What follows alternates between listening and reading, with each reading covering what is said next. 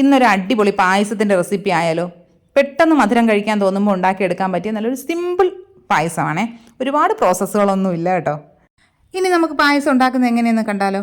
അതിനായിട്ട് നമുക്കൊരു 1/2 കപ്പ് ചൗവരിയാണ് കേട്ടോ വേണ്ടത്. നമ്മുടെ സാഗോ സീഡ്സ്, സാബുദാന എന്നൊക്കെ പറയില്ലേ, ആ സാധനം തന്നെ കേട്ടോ. അതിനെ ഒരു 1/2 കപ്പ് ഒരു ബൗളിലേക്ക് ചേർത്ത് കൊടുക്കുക. അതിലേക്ക് കുറച്ച് വെള്ളം ഒഴിച്ച് ഇതൊന്ന് വാഷ് ചെയ്തെടുക്കുക കേട്ടോ. ഒരു തവണ കഴുകിയാലും മതിയാകും. ഒരു തവണ കഴുകി നമുക്ക് അതിൻ്റെ വെള്ളമൊക്കെ കളഞ്ഞതിന് ശേഷം വീണ്ടും അതിലേക്ക് കുറച്ച് വെള്ളം കൂടി ഒഴിച്ചിട്ട് അതൊന്ന് കുതിരാനായിട്ട് മാറ്റി വയ്ക്കാം. ഒരു മണിക്കൂറൊക്കെ കുറഞ്ഞത് വെക്കണം കേട്ടോ.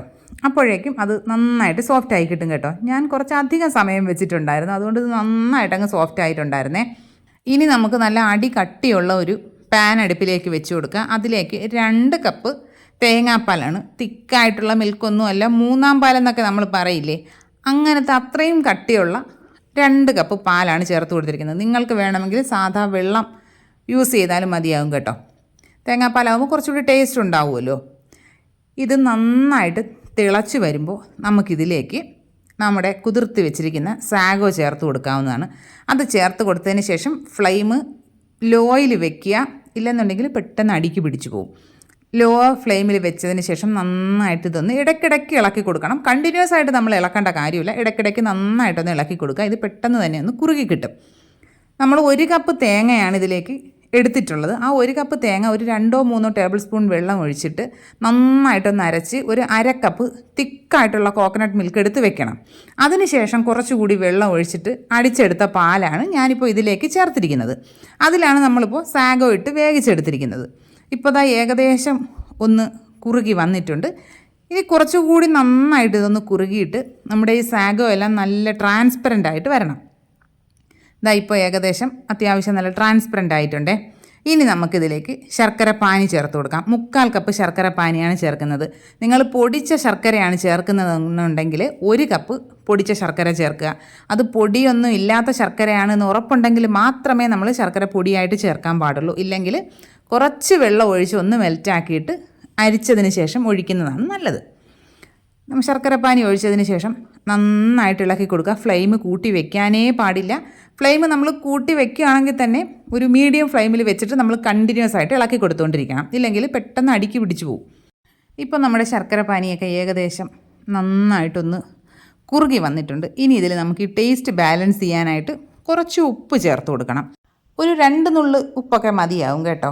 അതൊന്ന് ചേർത്ത് കൊടുത്തതിന് ശേഷം നന്നായിട്ട് ഒന്നുകൂടി മിക്സ് ചെയ്ത് കൊടുക്കാം. ഇനി നമുക്കിതിലേക്ക് 1 ടേബിൾ സ്പൂൺ പഞ്ചസാര കൂടെ ചേർത്ത് കൊടുക്കണം കേട്ടോ. ശർക്കര മാത്രം ചേർക്കുന്നത് കൊണ്ട് ശർക്കരയ്ക്കൊരു കുത്തലുണ്ടാവുമല്ലോ, ആ ഒരു ടേസ്റ്റ് ഒന്ന് ശരിയാകാനായിട്ടാണ് നമ്മൾ ശർക്കര ചേർക്കുന്നത്. നമ്മൾ ശർക്കര പായസം ഏതുണ്ടാക്കിയാലും അതിലേക്ക് 1 ടേബിൾ സ്പൂൺ പഞ്ചസാര കൂടി ചേർക്കണം. ഇനി ഇതിലേക്കൊരു 4 ഏലക്കയുടെ കുരു ചേർത്ത് കൊടുക്കുന്നുണ്ട്. അതൊന്ന് ചതച്ചതിന് ശേഷം ചേർക്കുന്നുണ്ട്. ഏലക്കാപ്പൊടിയാണെങ്കിൽ 1 ടീസ്പൂൺ ഏലക്കാപ്പൊടി ചേർത്ത് കൊടുത്താൽ മതി. നിങ്ങൾക്ക് ചുക്ക് പൊടിയുടെ ടേസ്റ്റ് ഇഷ്ടമാണെങ്കിൽ അത് ചേർക്കാവുന്നതാണ്. അല്ലെങ്കിൽ നമ്മുടെ ചെറിയ ജീരകം ഉണ്ടല്ലോ, അത് പൊടിച്ചത് ചേർക്കാവുന്നതാണ്. ഞാനിപ്പോൾ ഏലക്കാപ്പൊടി മാത്രമേ ചേർക്കുന്നുള്ളൂ കേട്ടോ. അതുകൂടി ചേർത്തിട്ട് നന്നായിട്ട് മിക്സ് ചെയ്തിട്ടുണ്ട്. ഇനി നമുക്കിതിലേക്ക് ചേർക്കേണ്ടത് 1-ാം പാലാണ്. നല്ല കട്ടിയുള്ള 1/2 കപ്പ് 1-ാം പാലാണ് ചേർത്തിരിക്കുന്നത്. അതിനെ ചേർത്ത് കൊടുത്തിട്ട് നന്നായിട്ടൊന്ന് മിക്സ് ചെയ്യുക. ഇത് ചേർത്തതിന് ശേഷം ഒരുപാട് തിളക്കിയോ ഒന്നും വേണ്ട. നമ്മുടെ പായസത്തിന് നല്ല ചൂടുണ്ട്, പിന്നെ നമ്മുടെ ഈ പാനിനും നല്ല ചൂടായതുകൊണ്ട് നന്നായിട്ടൊന്ന് മിക്സ് ചെയ്തതിന് ശേഷം നമ്മൾ ഫ്ലെയിം ഓഫ് ചെയ്ത് കൊടുക്കുക. പിന്നെ ആ ചൂടിലിരുന്ന് അത് നന്നായിട്ടങ്ങ് ഒന്ന് സെറ്റായിക്കോളും.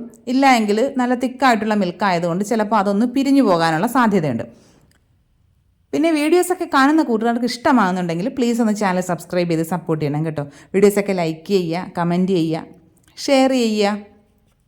ഇതാ നമ്മുടെ പായസം ഇപ്പോൾ റെഡിയായി കിട്ടിയിട്ടുണ്ട് കേട്ടോ. ഞാനിതിന് ഫ്ലെയിം ഓഫ് ചെയ്ത് ചെറുതായിട്ടൊന്ന് തണുത്തതിന് ശേഷമാണ് ഇതിലേക്ക് കുറച്ച് തേങ്ങാക്കൊത്തും കാഷ്യൂവും കൂടി വറുത്ത് ചേർത്തത്. മുന്തിരി ചേർക്കുന്നത് ഇഷ്ടമാണെങ്കിൽ മുന്തിരി കൂടി വറുത്ത് ചേർക്കാവുന്നതാണ് കേട്ടോ. ഞാനിപ്പോൾ മുന്തിരി ചേർക്കുന്നില്ല. ഇതെല്ലാം കൂടി വറുത്ത് ചേർത്തതിന് ശേഷം നമുക്കൊന്ന് നന്നായിട്ടൊന്ന് മിക്സ് ചെയ്തതിന് ശേഷം സെർവ് ചെയ്യാവുന്നതാണേ. നല്ല അടിപൊളി ടേസ്റ്റാണ്. ഈ പായസം ഇരിക്കുന്നതിനനുസരിച്ച് തിക്കാവാനുള്ള സാധ്യതയുണ്ട് കേട്ടോ. നമ്മൾ സെർവ് ചെയ്യുന്ന സമയത്ത് ഒന്ന് തിക്കാണെന്ന് തോന്നുകയാണെങ്കിൽ നല്ല ചൂടുള്ള വെള്ളമോ അല്ലെങ്കിൽ കുറച്ച് തേങ്ങാപ്പാലോ ചേർത്താൽ മതിയാവും കേട്ടോ. നമുക്കിതിനെ ഒന്ന് ടേസ്റ്റ് ചെയ്ത് നോക്കിയാലോ? അടിപൊളി ടേസ്റ്റാണ് കേട്ടോ. എല്ലാ കൂട്ടുകാരും ട്രൈ ചെയ്ത് നോക്കുക. ഫീഡ്ബാക്ക്സ് കമൻറ്റ് ബോക്സിൽ അറിയിക്കുക. ഇനി മറ്റൊരു റെസിപ്പി ആയിട്ട് ഉടനെ തന്നെ കാണാം. അതുവരെ ബൈ.